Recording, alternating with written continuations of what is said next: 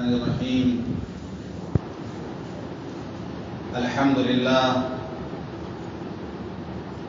لله رب العالمين، والصلاة والسلام على سيد الأنبياء والمرسلين وخاتم النبيين سيدنا محمد وآله وصحبه أجمعين، ومن تبعهم بإحسان ودعا بدعوتهم إلى يوم الدين.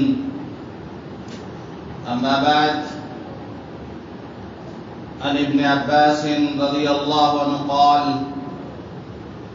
مر النبي صلى الله عليه وسلم بقبرين فقال: إنهما ليعذبان،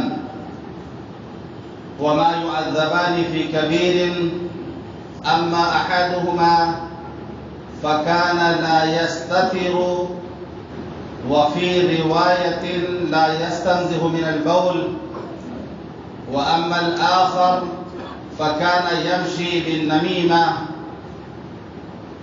أو كما قال عليه الصلاة والسلام. رواه البخاري ومسلم.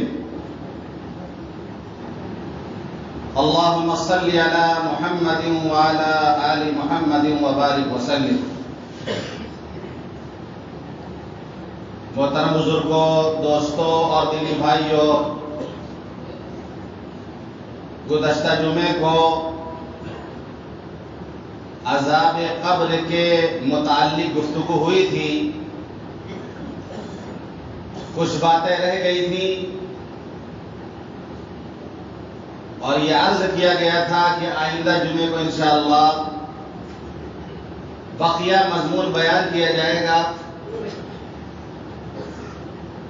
کہ وہ کیا اسباب، عوامل اور وہ کون سے گناہ ہیں جن کی وجہ سے آدمی عذاب قبر میں مبتلا ہوتا ہے، وہ کون سے اعمال ہیں جن کو کرنے سے آدمی قبر کے عذاب سے محفوظ رہتا ہے.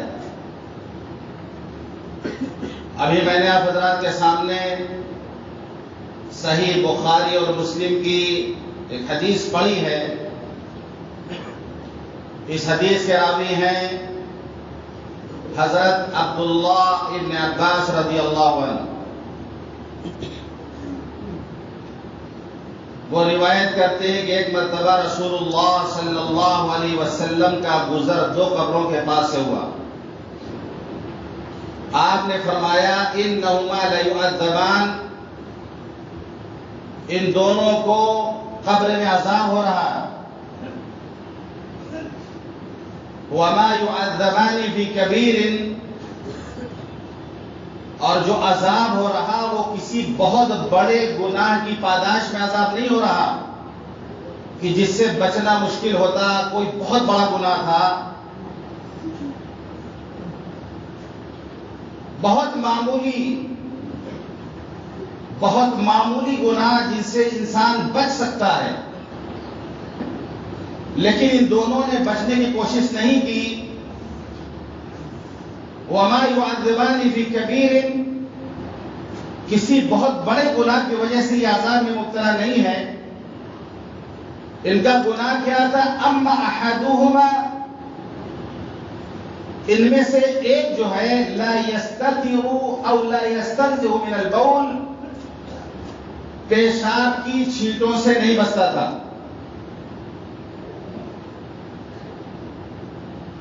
پیشاب کے چھینٹوں سے نہ بچنا، نجس رہنا، ناپاک رہنا، پیشاب کرتے وقت احتیاط نہ کرنا، پیشاب کرنے کے بعد جن کو قطرات کی بیماری ہے وہ قطرات کا انتظار نہ کرنا.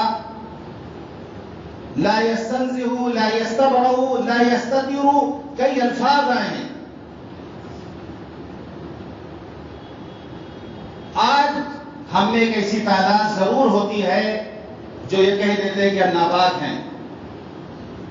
جماعت کے ساتھی ان کے پاس پہنچتے ہیں، اللہ کے گھر میں چلو دین کی بات ہو رہی ہے، وہ کہتے ہیں ہم ناپاک ہیں. جس کے نبی نے یہ تعلیم دی ہو کہ الطہور نصف الایمان، باقی آدھا ایمان ہے. نظافت طہارت کی تعلیم دی گئی ہو، اور اللہ نے تعریف فرمائی ہو قرآن مجید میں مسجد قباء کے تعلق سے اللہ فرماتا ہے اپنے نبی سے لمسجد اسس علی التقوی من اول یوم احق ان تقوم فیہ، اے نبی یہ مسجد جو پہلے دن سے جس کی بنیاد تقوی پر پڑی ہے یہ زیادہ حقدار ہے کہ یہاں پہ آپ نماز پڑھیں. کیوں؟ فیہ رجال یحبون ان یتطہروا، اس مسجد میں ایسے نمازی ہیں جو طہارت کو پسند کرتے ہیں، واللہ یحب المتطہرین، اللہ پاک صاف رہنے والوں کو پسند کرتا ہے. اللہ پاک صاف رہنے والوں سے محبت کرتا ہے. پوچھا اللہ کے رسول نے نمازیوں سے کہ تمہاری تعریف کی جا رہی کیا کرتے ہو؟ انہوں نے کہا اللہ کے رسول نماز کے لیے وضو کرتے ہیں، جنابت سے غسل کرتے ہیں، پانی سے استنجا کرتے ہیں، صرف پتھر پہ اکتفا نہیں کر لیتے. عرب میں ایک ماحول تھا کہ استنجا لوگ پتھروں سے کر لیا کرتے تھے، پانی کا استعمال کم کرتے تھے کیونکہ پانی مشکل سے ملتا تھا. لیکن قباء والے پانی کا استعمال کرتے تھے، اسی وجہ سے اللہ نے تعریف کی ان کی. اور ہم میں یہ عام بات ہے پیشاب کرتے وقت احتیاط نہیں کرتے، کھڑے ہو کے پیشاب کر لیتے ہیں، پاک صاف رہنے کی کوشش نہیں کرتے. یہ ایک قبر میں عذاب کا ایک واسطہ ہے. یہ اس کے ذریعے سے قبر میں انسان عذاب میں مبتلا ہو سکتا ہے. جو پاک صاف رہنا نہیں چاہے گا ناپاک رہے گا. بہت زیادہ ڈرنے کی بات ہے کہ ہمیں طہارت کا، نظافت کا اہتمام کرنا چاہیے. وَأَمَّا الْآخَرُ فَكَانَ يَمْشِي بِالنَّمِيمَةِ، دوسرے کا گناہ یہ ہے کہ وہ چغلیاں کھاتا تھا، وہ چغلیاں کیا کرتا تھا، چغلی کرنے کی وجہ سے وہ عذاب میں مبتلا ہے. یعنی ایک بات کو، ایک شخص کی بات کو جا کے دوسروں کے پاس جا کے لگانا، بتانا تاکہ آپس میں نفرت ہو جائے، دشمنی ہو جائے، دوریاں ہو جائیں. اسلام نے جو تعلیم دی ہے ایک جسم کی مثال دی ہے کہ مسلمان آپس میں جسم کی طریقے سے، کسی ایک عضو کو تکلیف پہنچتی ہے تو پورا جسم تکلیف محسوس کرتا ہے. اسلام اتحاد کا داعی ہے اور یہ شخص افتراق کی دعوت دے رہا، یہ شخص توڑنے کی بات کر رہا، جوڑنے کی بات نہیں کر رہا. ایک بزرگ کے پاس ایک صاحب اپنے یہاں سے قینچی لے کر کے آئے. وہاں کی قینچی مشہور تھی، جیسے مراد آباد میں پیتل کا برتن مشہور ہے، علی گڑھ کا تالا مشہور ہے، لکھنؤ کی ریوڑی مشہور ہے، آگرہ کا پیٹھا مشہور ہے، کولکاتہ کا رسگلہ مشہور ہے. جو کہیں جاتا ہے لے کے جاتا ہے ہدیہ میں. ان کا قینچی مشہور تھی. لے کر بزرگ خدمت میں گئے، قینچی دے کے حضرت نے فرمایا ہمارے یہاں کاٹنے کا کوئی کام ہی نہیں ہے، سوئی دھاگا لے کے آتے، ہمارا کام تو جوڑنا ہے. یعنی انہوں نے ایک نصیحت کی کہ ہمارے یہاں تو برائے وصل کردہ نام دی، نئے برائے فصل کردہ نام دی. تم تو لوگوں کو جوڑنے کے لیے آئے ہو، توڑنے کے لیے نہیں آئے ہو. چغل خوری ایسی چیز ہے کہ اس سے توڑ پیدا ہوتا ہے آپس میں، اور ایسا منحوس کام ہے. اللہ کے رسول نے صاف فرما دیا لا يدخل الجنت قطاع، چغل خور جنت میں داخل نہیں ہوگا. اتنی بری عادت ہے یہ کہ اس بری عادت کے ساتھ آدمی جنت میں نہیں جا سکتا. آپ نے فرمایا لوگوں میں بہترین وہ لوگ ہیں جن کو دیکھ کر اللہ یاد آ جائے. بدترین لوگ وہ ہیں جو چغلیاں کرتے ہیں، دوستوں کے درمیان تفریق ڈالتے ہیں، جو اس بات کی کوشش کرتے ہیں کہ اللہ کے نیک اور صالح بندوں کو مصیبت اور پریشانی میں مبتلا کریں. بدترین بندے ہیں اللہ کی. انسان ہے، اس کے جب کوئی بات کان میں ڈالی جائے گی تو پھر بدگمان ہوگا وہ. اور شیخ سعدی رحمۃ اللہ علیہ نے ایک نصیحت کی، وہ سن لیجئے.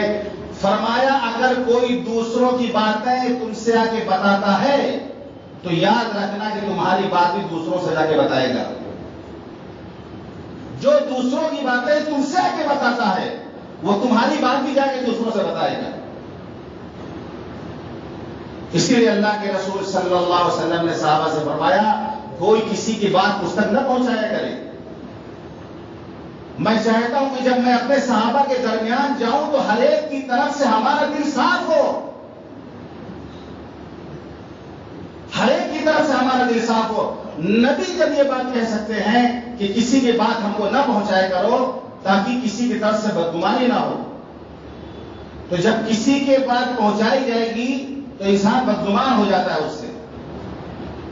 اور یہ بیچ کے جو لوگ ہوتے ہیں گڑبڑ کرتے ہیں. ایک بزرگ کے پاس جا کے کسی نے کہا حضرت فلاں نے آپ کو برا بھلا کہا ہے.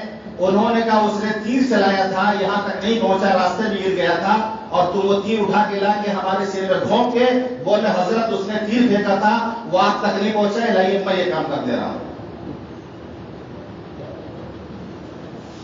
امام شافعی رحمۃ اللہ علیہ سے غالباً کسی نے کہا حضرت بہت معتبر آدمی نے آپ کے خلاف یہ بات کہی ہے. فرمایا چغلخوری کرنے والا معتبر کیسے ہو سکتا ہے؟ جو چغلخوری کرتا ہے وہ معتبر کیسے ہو سکتا ہے؟ ہم لوگ عام طور پر اس میں مبتلا ہیں. تو فرمائے دوسرے کا گناہ یہ ہے کہ کان یمشی بالنمیم میں چغلخوری کیا کرتا تھا. حضرت رافع رضی اللہ عنہ فرماتے ہیں کہ ایک مرتبہ اللہ کے رسول صلی اللہ علیہ وسلم کے ساتھ جنت بقیع قبرستان ہے وہاں گزرنا ہوا تو اللہ کے رسول صلی اللہ علیہ وسلم نے فرمایا اف اف. مجھے لگا کہ میری کسی بات پر یا حرکت پر آپ نے ناگواری کا اظہار فرمایا. میں نے آپ دیکھا اللہ کے رسول ہم سے آخر ایسی کیا غلطی ہو گئی؟ آپ نے فرمایا کیا مطلب؟ اللہ کے رسول آپ نے ابھی اف فرمایا تو آپ نے فرمایا تمہیں دیکھ کے میں اف نہیں کہہ رہا ہوں بلکہ اس قبر میں جو آرام کر رہا ہے جو شخص اس کمرے میں مدفون ہے اس کو میں نے فلاں قبیلے بھیجا تھا زکات کی وصولی کے لیے. اس نے ایک کرتا خیانت کر کے چھپا لیا تھا اس کے بدلے میں اس کو آگ کا کرتا پہنایا گیا ہے. خیانت کیا تھا اس نے. مومن کے اندر ہر عادت کی گنجائش ہو سکتی ہے الا الخیانہ والکذب. آپ نے فرمایا ہر عادت کی گنجائش مومن میں ہو سکتی ہے. مومن ڈرپوک ہو سکتا ہے, مومن کنجوس ہو سکتا ہے, مومن بخیل ہو سکتا ہے, مومن بزدل ہو سکتا ہے. ہر عادت کی گنجائش ہے الا الخیانہ والکذب. لیکن خیانت کی اور جھوٹ کی گنجائش مومن میں نہیں ہو سکتی. جو جھوٹ بولتا ہے وہ مومن نہیں ہے, جو خیانت کرتا ہے وہ مومن نہیں ہے. یہ دونوں باتیں منافقین کی ہیں. منافق جب بات کرتا ہے تو جھوٹ بولتا ہے, جب امانت رکھی جاتی تو خیانت کرتا ہے.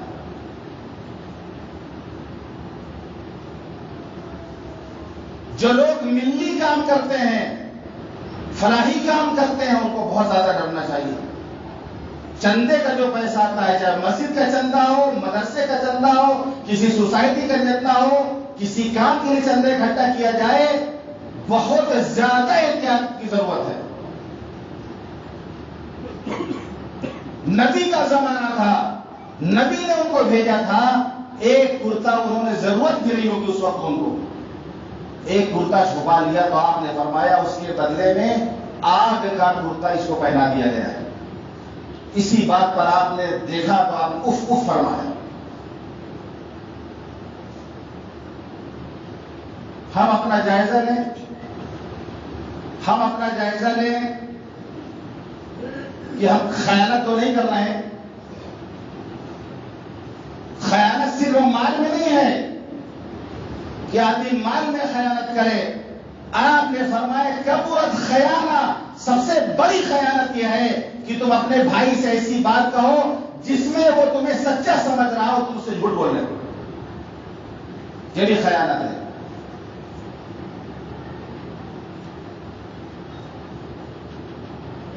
حضرت عبداللہ ابن عباس رضی اللہ عنہ، جن کی روایت میں نے ابھی آپ کے سامنے پڑھی، ان کی مجلس میں کچھ لوگ آئے، کہنے لگے حضرت ہم لوگ حج کے ارادے سے گھر سے نکلے، حج کے ارادے سے گھر سے نکلے، فلاں مقام پر پہنچے، ہمارے ایک ساتھی کا انتقال ہو گیا۔ کس نیت سے نکلے گھر سے؟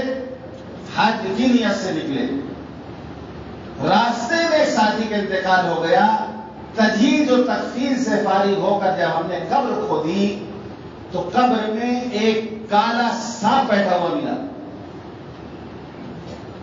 اس جگہ کو چھوڑ کر دوسری جگہ قبر کھودی، وہی سانپ یہاں بھی بیٹھا ہوا ملا۔ تیسری جگہ قبر کھودی، یہاں پر بھی وہی سانپ، کالا سانپ بیٹھا ہوا ملا جو قبروں کے گھیرے بیٹھا ہوا ہے۔ ہم لوگ چھوڑ کے آپ کے پاس آ گئے، حضرت بتائیے ہم کیا کریں، ہم کیا کریں حضرت؟ حضرت عبداللہ ابن عباس رضی اللہ عنہ فرمایا اسی طرح جائے اس کو دفن کرو، اللہ کی قسم پوری زمین کھود ڈالو گے تب بھی وہ سانپ ملے گا وہاں پر، کیونکہ وہ اس کا بدعمل ہے جس کا وہ عادی تھا۔ انسان ہے گناہ کر سکتا ہے، گناہ میں مبتلا ہو سکتا ہے، لیکن مومن کو گناہ کا عادی نہیں ہونا چاہیے۔ ایک گناہ کا عادی مجرم کبھی اللہ کا ولی، دوست و مقرب نہیں بن سکتا۔ گناہ ہے، گناہ ہو گیا توبہ کر لیا، لیکن عادی نہیں ہے وہ کسی گناہ کا کہ اس کے بغیر وہ رہ نہیں پاتا، ہمیشہ اس پہ پابندی کر رہا ہو۔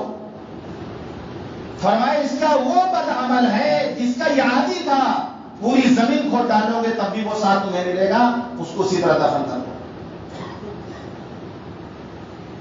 جو لوگ تھے وہ کہتے ہیں کہ دفن سے سفر کر کے ہم لوگ حج سے واپس آئے، گھر گئے، اس کی بیوی سے بتائے پورا واقعہ۔ ان کو بیٹھا دو بھائی، جو لوگ جمعہ کے دن لوگوں کی صفوں کو پھلانگتے ہوئے آگے آتے ہیں، کل قیامت کے دن جہنم کے اوپر ان کو پل بنایا جائے گا کہ لوگ ان کو کچل کر کے گزریں گے۔ یہ بہت آسان لوگ سمجھتے ہیں، دیر سے آئیں گے اور سب سے آگے آنا چاہتے ہیں۔ یہ وعید سن لیں، اس کا یا تو پہلے آئیں یا تو دور جہاں جگہ ملے وہاں بیٹھیں، ورنہ یہ وعید ہے کہ ان کو لٹا دیا جائے گا پل بنا کر کے، لوگ ان کے اوپر سے گزریں گے جو لوگوں کی گردنوں کو پھلانگتے ہوئے آگے آنے کی کوشش کرتے ہیں جمعے میں۔ وہ لوگ کہتے ہیں گھر جا کر کہ ہم نے ان کی بیوی سے واقعہ سنا ہے کہ ایسا واقعہ تمہارے شوہر کے ساتھ ہوا۔ بیوی نے کہا وہ غلہ بیچتے تھے، روزانہ جب غلہ بیچنے کے لیے نکلتے تو اس میں سے گھر کا راشن نکال کر کے اتنی مقدار بھوسی ملا دیتے تھے، یعنی اتنی مقدار وہ بھوسی ملاوٹ کر دیتے تھے، اس میں دھوکہ دیتے تھے لوگوں کو۔ اور اللہ کے رسول صلی اللہ علیہ وسلم فرمایا من غش فلیس منا، جو دوسروں کو دھوکہ دے وہ ہم میں سے نہیں ہے۔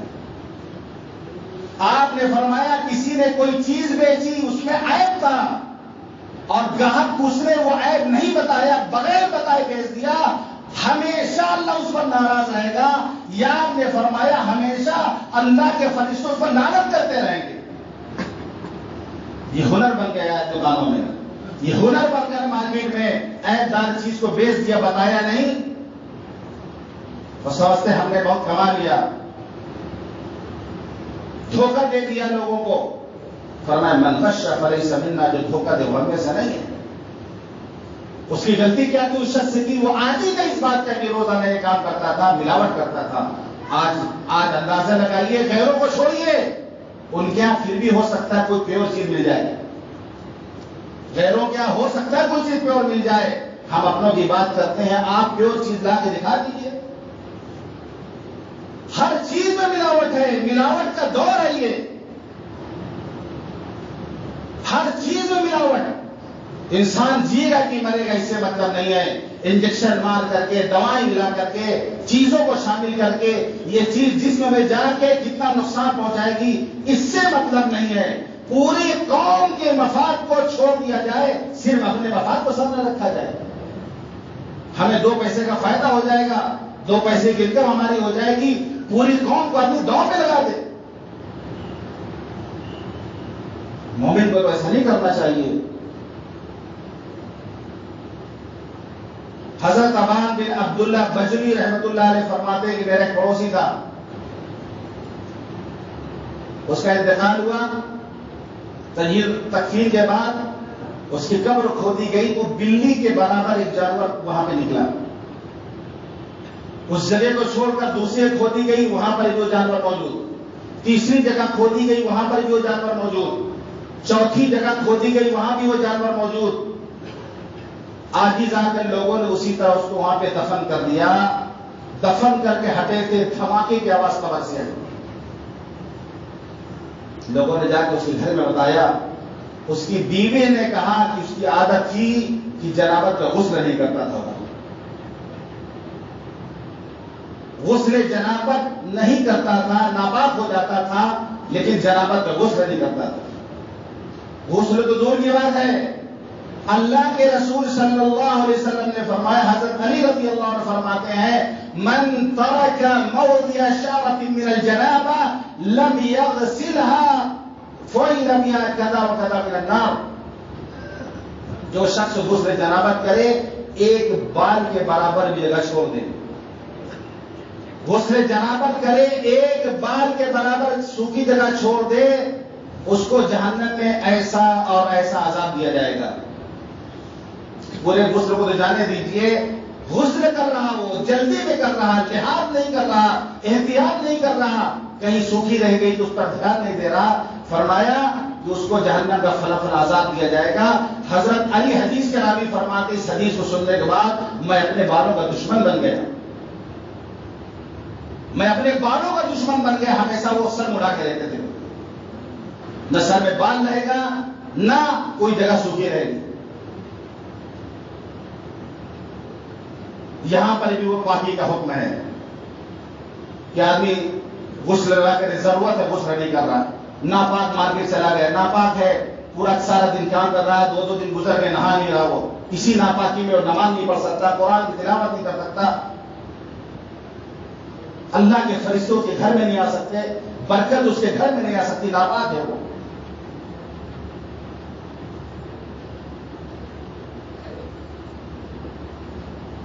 حضرت عمرو بن دینار رحمۃ اللہ علیہ فرماتے ہیں، مدینہ منورہ میں کہا، دکھا دے یا الہی وہ مدینہ کیسی بستی ہے جہاں پر رات دن مولا تیری رحمت برستی ہے. مدینہ منورہ میں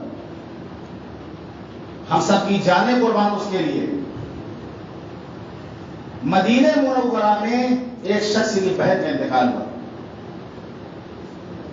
اس نے قبر میں لے جا کے اتارا. بعد میں اس کو یاد آ گیا اس کی تھیلی قبر میں گر گئی. وہ تھیلی اپنے دوست کو لیا، قبر کھولا. میں اس سے پہلے 2-3 جمعہ پہلے میں نے بتایا ہے کہ قبر 2 طرح کھودی جاتی، ایک بغلی قبر ہوتی ہے، ایک شق ہوتی ہے. مدینہ منورہ میں جو حضور پاک صلی اللہ علیہ وسلم قبر ہے وہ بغلی ہے، اور وہاں پہ بغلی قبر کھودنے کا رواج ہے. وہ بغلی قبر، اس میں کیا ہے کہ مٹی کا بوجھ بھی مردے پر کم پڑتا ہے میت پر. مٹی ہٹا کے اس نے تھیلی نکال لی. دوست سے کہا تھوڑا دور ہٹ جاؤ، اینٹ ہٹا کر کے ہم بہن کا حال دیکھ لیں. اس نے اینٹ ہٹائی، دیکھا قبر میں آگ بھری ہوئی ہے. اس کی بہن آگ کی لپٹوں میں ہے، بھاگا وہاں سے منظر دیکھ کر. ماں کو اس نے آ کے بتایا کہ یہ واقعہ پیش آیا، بہن ایسا کیا کرتی تھی؟ ماں نے کہا بیٹا وہ نماز کو بے وقت پڑھا کرتی تھی، نماز کو ٹال دیا کرتی تھی، نماز چھوڑتی نہیں تھی، نماز کو ٹالا کرتی تھی، بے وقت پڑھتی تھی، وقت بے وقت نماز پڑھا کرتی تھی. جیسے منافقین کے بارے میں آتا ہے حدیث پاک میں کہ وہ انتظار کرتا رہتا ہے، کاہلی میں بیٹھا بیٹھا انتظار کرتا ہے، یعنی سورج جب پیلا ہونے لگتا ہے اٹھ کر کے جائے 2-3 ٹھونگے مار دیتا ہے جا کر کے. نماز میں کاہل، نماز پڑھنا ہے لیکن تاخیر کر کے پڑھنا، نہیں پڑھنا بعد میں پڑھ لیں گے. نماز کو بے وقت پڑھتی تھی. جب پڑوسی سو جاتے تھے اور پڑوس میں جا کے چکر لگا کر کے پڑوسیوں کے راز کو معلوم کرتی تھی، جاسوسی کرتی تھی. لوگوں کی باتوں کو چھپ کر کے سننا یہ جاسوسی ہے. عربی میں کہتے ولا تجسسوا، آپ نے ولا تجسسوا، جاسوسی نہ کیا کرو. آنفا یا معشر من آمن بلسانی ولم يدخل الایمان قلبا، اے وہ لوگوں جنہوں نے زبان سے کلمہ پڑھ لیا ایمان ابھی دلوں میں نہیں اترا ہے. لا تغتابوا المسلمین ولا تتبعوا عوراتهم، مسلمانوں کی غیبت نہ کیا کرو، ان کو چھپے ہوئے عیبوں کے پیچھے مت پڑا کرو.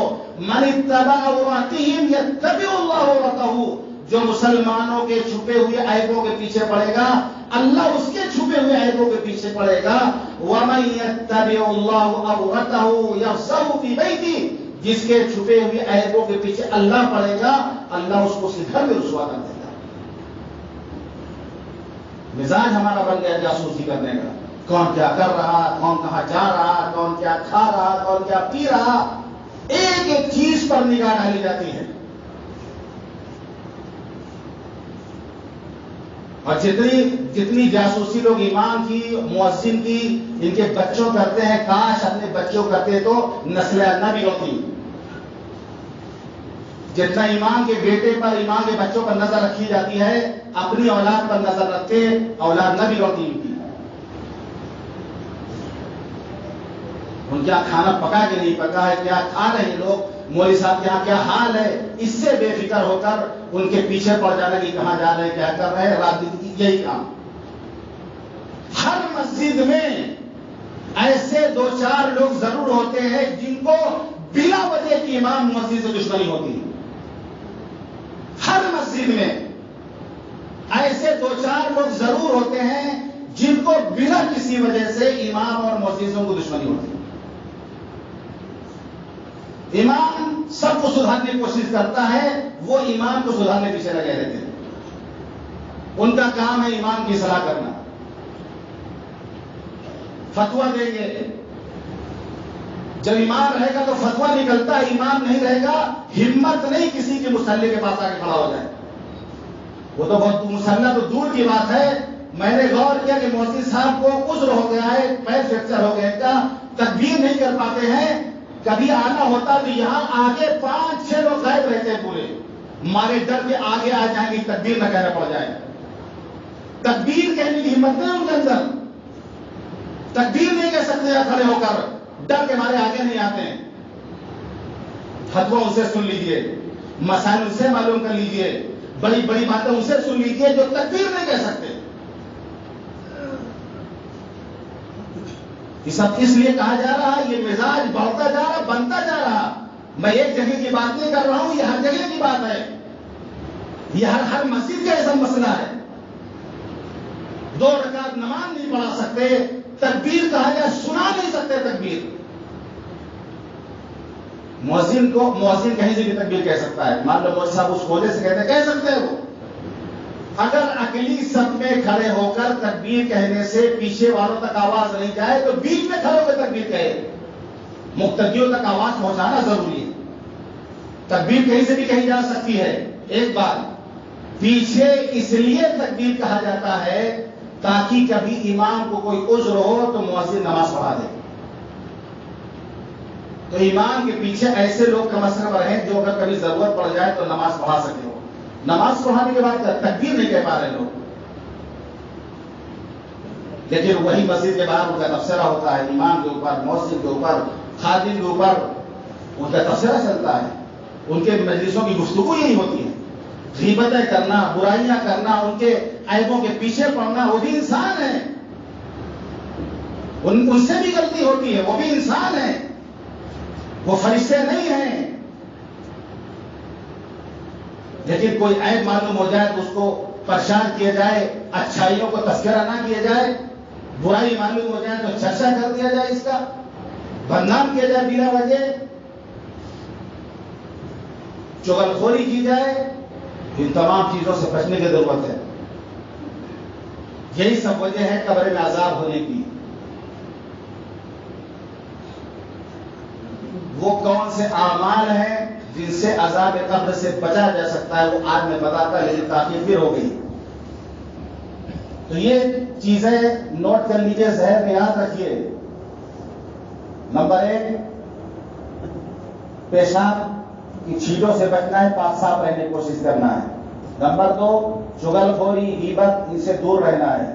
نمبر 3 خیانت سے دور رہنا ہے، چاہے معمولی چیز کیوں نہ ہو، معمولی چیز کیوں نہ ہو، 1 روپے کا معاملہ کیوں نہ ہو، خیانت سے بچنا چاہیے، دھوکہ سے بچنا چاہیے، کسی کو دھوکہ دے۔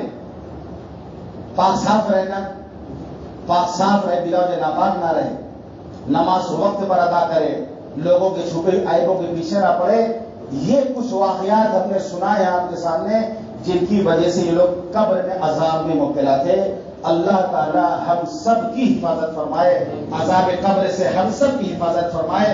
حضرت ابو ہریرہ رضی اللہ عنہ فرماتے ہیں کہ اللہ کے رسول صلی اللہ علیہ وسلم یہ دعا کرتے تھے، اللہم انی اعوذ بک من عذاب القبر ومن عذاب النار ومن فتنة المحیا والممات ومن فتنة المسیح الدجال۔ حضرت عائشہ فرماتی ہیں ہر نماز کے بعد اللہ کے رسول قبر کے عذاب سے پناہ مانگا کرتے تھے، قبر کے عذاب سے پناہ مانگتے تھے، قبر کا عذاب برحق ہے۔